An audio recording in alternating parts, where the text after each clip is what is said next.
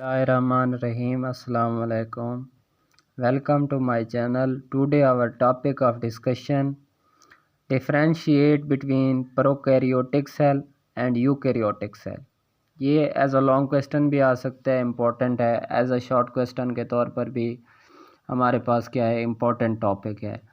तो हम first of all prokaryotic cell को डिस्कस करते हैं कि प्रोकैरियोटिक सेल के पास क्या चीज़ होती है, कैसे ये यूकैरियोटिक सेल से डिफरेंट है।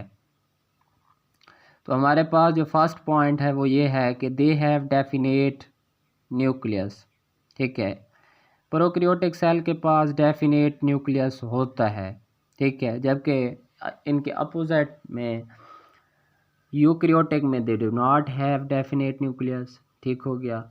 Prokaryotic cell they are unicellular, eukaryotic cell हमारे पास दे आर मल्टी सेलुलर। अच्छा, they do not have histone protein. ठीक है, इसके पास हिस्टोन प्रोटीन नहीं होती, जबकि हमारे पास इसके अपोजिट में दे हैव हिस्टोन प्रोटीन। उसके बाद इधर देखें, दे डू नॉट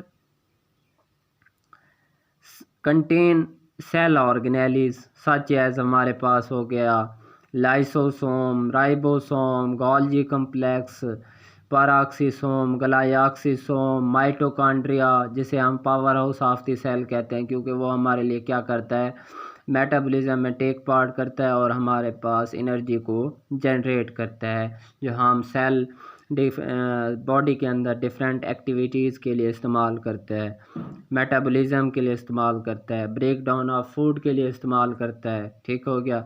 उसके बाद इधर इसके अपोजिट में है कि membrane bound organelles are present किसके अंदर, यूकैरियोटिक सेल के अंदर। ठीक है, जैसा कि हमारे पास लाइसोसोम हो गया, राइबोसोम हो गया, गोल्जी अपरेटस हो गया। ठीक है, उसके बाद हमारे पास माइटोकॉन्ड्रिया हो गया। नेक्स्ट पॉइंट है कि सेल डिवीजन कैसे इसमें होती है। Cell division occur through binary fission. Binary fission के ज़रिए हमारे पास प्रोकैरियोटिक सेल के अंदर जो होती है सेल डिवीजन होती है, जबकि इधर हमारे पास सेल डिवीजन माइटोसिस के ज़रिए होती है यूकैरियोटिक सेल के अंदर। उसके बाद cytoskeleton is absent in prokaryotic cell. ठीक है, उसके बाद इधर इसके अपोजिट साइड में cytoskeleton is present in this type of cell, मतलब हमारे पास यूकैरियोटिक सेल। अब है इसकी एग्जांपल, बैक्टीरिया हो गया, रेक्टिसिया हो गया, उसके बाद हमारा फंजाई हो गया, प्लांट हो गया इधर इसके अपोजिट में। अब आप चाहें तो इसका हमारे पास क्या ले सकते हैं, स्क्रीनशॉट भी ले सकते हैं। उसके अलावा आप इसे समझ भी सकते हैं, पढ़ भी सकते हैं, एक एक पॉइंट आप क्लियर कर सकते हैं। नेक्स्ट जो इसमें जो इम्पोर्टेंट थिंग्स हैं ना, वो ये हैं कि इसे लिखना कैसे है। अगर आप लिख रहे हैं ना, सॉरी, एक पॉइंट ऊपर वाला मैंने अपोजिट लिख दिया है, तो इसके पास डेफिनेट न्यूक्लियस होता है यूकैरियोटिक के पास, उसके पास नहीं होता प्रोकैरियोटिक के पास। ठीक हो गया। अब जैसे मैंने इधर लिखा हुआ है ना कि फर्स्ट में आपने डेफिनेट न्यूक्लियस, न्यूक्लियस को मैंने देखें अंडरलाइन किया हुआ है, तो ये आपने ऐसे ही करना है बोर्ड एग्ज़ाम के अंदर, जहाँ भी आप लिख रहे हो कि जो हमारे पास चेक करने वाला हो ना, उसे पता चले कि इसने क्या किया है, कि कौन सा पॉइंट इसने लिखा है, उसको क्लियर करें, उसको वाज़े करें। उसके अपोजिट में भी आपने न्यूक्लियस के को अंडरलाइन करना है, ताकि उसे पता चले कि इसके पास है, उसके पास नहीं है। इस साइड पे आप आ जाएं, जहाँ पे मैंने अंडरलाइन किया हुआ है यूनिसेलुलर को। यूनि का मतलब होता है एक सेल पे जो मुश्तमिल हो। ठीक है, मल्टी का मतलब होता है मोर देन वन। तो इधर आपने मल्टी को अंडरलाइन करना है और इधर आपने यूनि को अंडरलाइन करना है।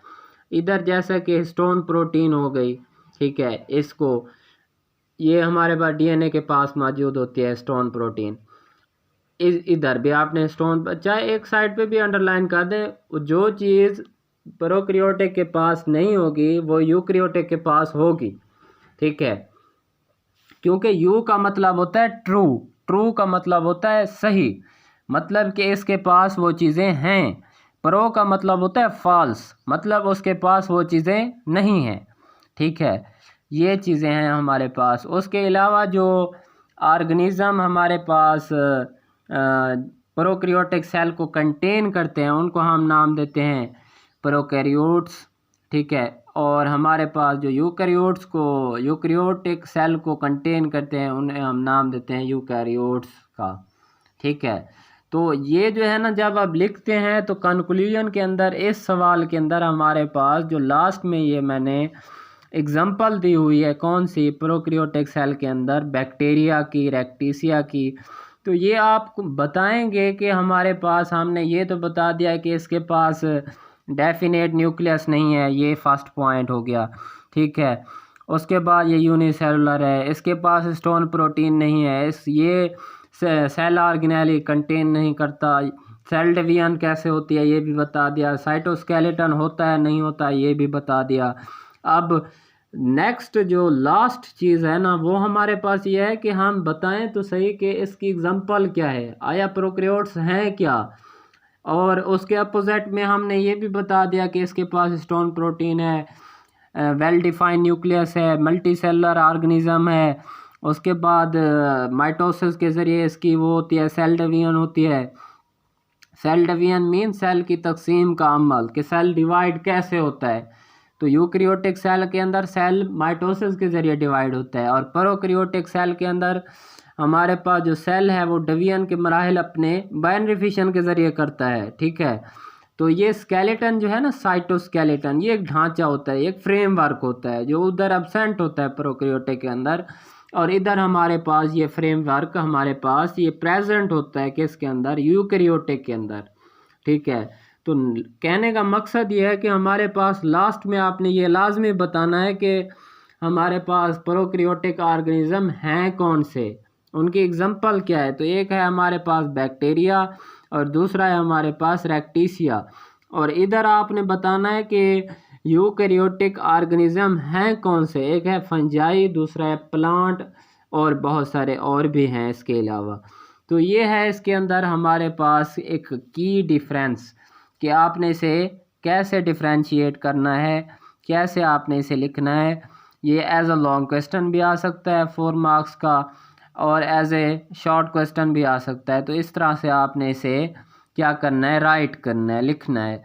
तो ये एक इजी वे है इसको याद करने का, इसको लिखने का, इसको अंडरस्टैंड करने का। बुक्स के अंदर आपको इस तरह एसेस की शक्ल में लिखा हुआ नज़र आएगा, और ना ही उसके कोई पॉइंट्स बनाते हैं, ऐसे ही लिख देते हैं ऐसे की शक्ल में। तो जब भी हमारे पास डिफ्रेंशिएट का जिक्र आता है ना, डिफ्रेंशिएट करें किसी चीज़ को, तो हमने उस वक्त क्या करना होता है, दरमियान में हमने मार्जिन लाइन ड्रा करनी होती है, और मार्जिन लाइन के एक साइड पे हमने सही पॉइंट लिखना होता है और दूसरी साइड पे हमने उसका अपोजिट पॉइंट लिखना होता है। तो इस तरह से हमने, अगर वो 4 मार्क्स का है तो उसमें हमने 4 पॉइंट्स तो इजीली हमने उसमें क्या करने होते हैं, पुट करने होते हैं। इसके अलावा आपका मार्क्स काट सकते हैं, ठीक है। अगर आप 4 पॉइंट्स नहीं पुट करेंगे, 3 पुट करेंगे, 2 पुट करेंगे, तो उसके आपको पॉइंट्स के नंबर बनाते हैं वो, और पॉइंट्स के लिहाज से आपको नंबर मिलते हैं। तो इस तरीके से आपके मार्क्स काट जाते हैं, ठीक है।